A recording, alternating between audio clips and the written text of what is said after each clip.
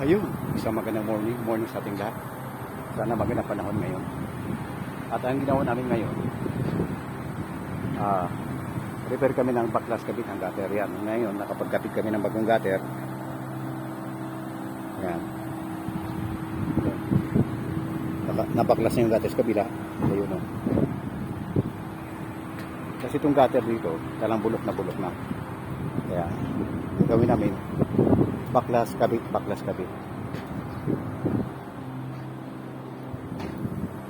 Kasi yung mga gutter dito talagang bulok na. Yan, mga gutter natin na binaklas natin. Talagang bulok na yan. Yan. At nabulok siya dahil sa may mga dahon kasi dito sa likod ng building. Yan.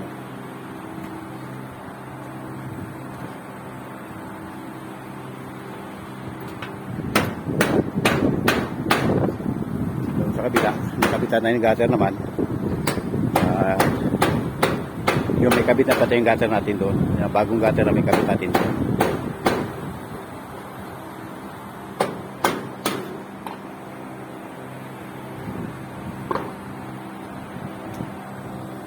Ayan. Hinihingal man pero lumalaban.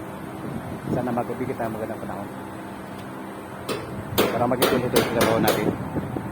Alright.